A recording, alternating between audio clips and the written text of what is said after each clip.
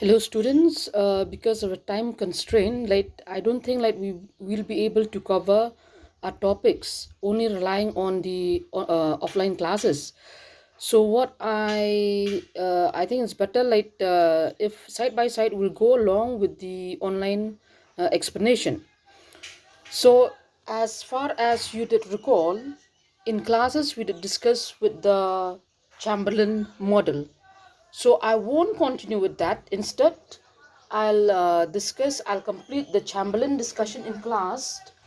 As for today, we will begin with another model, that is the Cournot model.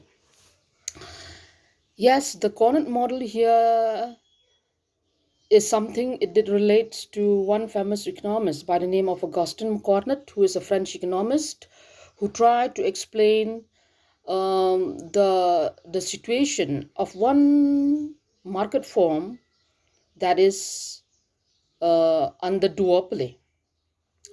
And here Cornett tried to explain how a firm reaches equilibrium, or a firm um, how price is determined under this market form by taking certain assumptions into consideration. Okay, so here Cornett straight away he assumed that there are two producers by the name of A as well as B, and each of these producers they are producing a homogeneous products, which is a mineral water. Besides, even though having only two number of producers or sellers, instead the number of buyers is large, and each of the two producers have their own market demand curve, and the cost of production is assumed to be zero, and the each producers, okay, each producer, even though he want to change his output, or even though if he want to change his price, whatever, he assumed that his fellow producer will know nothing about it. Okay, that is, whatever move I take, the other producer won't know any idea about it. Further, another assumption taken by Cournot here is that uh, each seller take the supply output of its rival as constant, and each of the producers accepts the market demand price that is being determined, and there is no freedom on the entry of other firms. And yes, each of the two sellers, both the producers A as well as the producer B, they do aim at maximizing profit.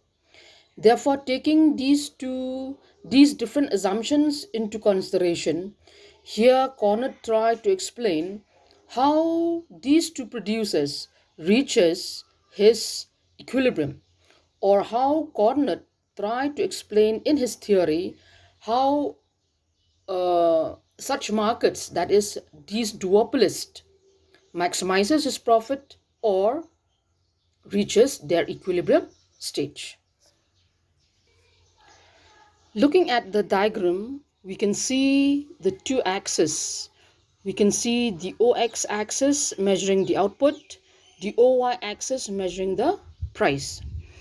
Further, we have this D1 as the market demand curve, the MR1 as the marginal revenue curve. And since Cournot here assumed that the marginal cost is zero, and as such, the marginal cost curve did coincide with the output axis, that is OX. Okay, so here what we can see in the diagram, the total output that is available for the two producers, it is OD1. Okay, so now let us assume that producer A or firm A is the only producer who first start this particular business, that is of producing these mineral water.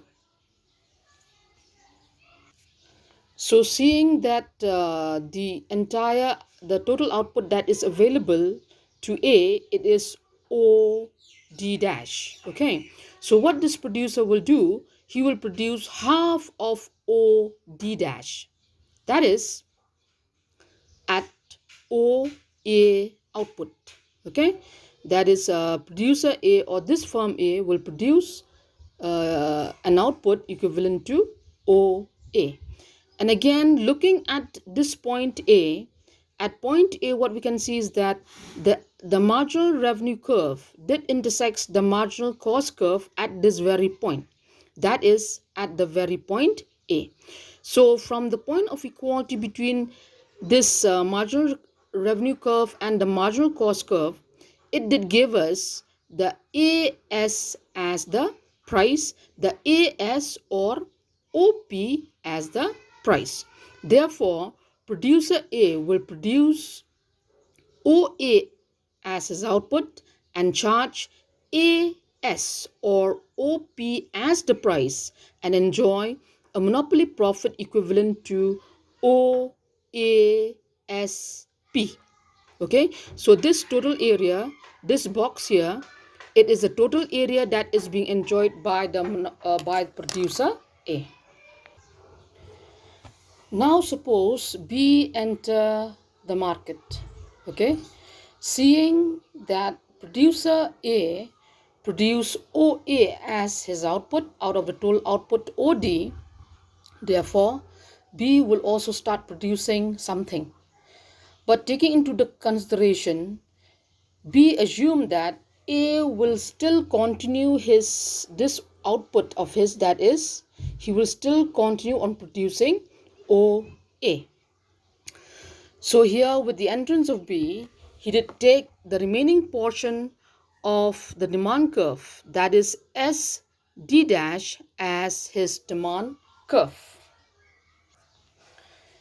Therefore, he will consider the remaining segment of the market demand curve, that is SD dash, as his market demand curve and the MR2 as his marginal revenue curve.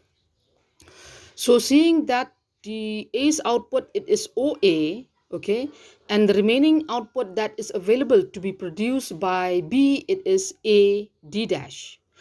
So what happened was B will produce half of A D dash, and as such, we will consider B will produce AB as his output. Okay, so again, as in the same case with A, if you look at point B, this point B, it is the point of intersection of this marginal revenue curve with the marginal cost curve, and the intersection of this marginal revenue curve with the marginal cost curve, it will determine the price in the market. So looking at this very point, which is the intersection of MR and MC curve, it did give us this BG as the price, the BG or the OP2 as the price. Because how? From the point of intersection between MC and MR, we extend perpendicular upwards towards B's demand curve, and as such, give us this BG or the OP2 as the price. And on producing AB as the output, charging BG or OP2 as the price, producer B is enjoying a profit equivalent to ABGT. Okay, so with the entrance of B into the market, what happened was there are some changes. Okay, changes in the sense like there is, if we look at the price earlier, the price is OP, but later with the coming of B, price did fall from OP to OP2, and so if price did fall, definitely A's will be affected. That means his level of profit will also be affected. So here A will make some adjustment again, assuming that B will continue on producing his output, that is AB. Since AB is equal to BD dash, okay, therefore the total output that is still available to A, it is OB. Okay, we just assume that this is B's portion, B's level of output.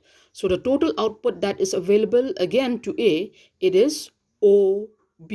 So what B will do, what A will do here will produce half of OB. Okay, so we'll see what happened.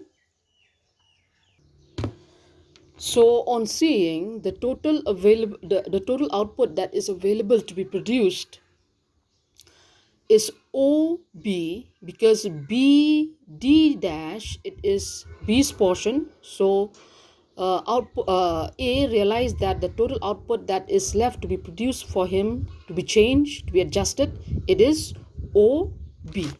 So again, what A will do, he will produce half of this OB. Suppose he will produce, that is OC. And this change in the level of output, with the reduction in A's output from OA to OC, okay, price will increase. Okay, so if price increase, this will affect A. Okay, this will affect B.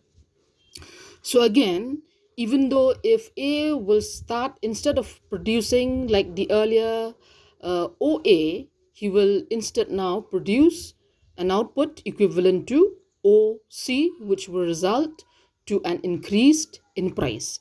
Yes, his level of output has been decreased from OA to OC, but he will find out that the price will increase from OP further. Okay, so again, seeing this situation, B will react to that. Okay, B will do something, B will also make some adjustment. Okay, will change his level of output. So B, what happened was, planning to change his level of output, seeing that now A's output, it is OC. So the total output that he can adjust, that is available to be produced by him, it is CD dash. Okay, so what B will do, he will produce half of this CD dash.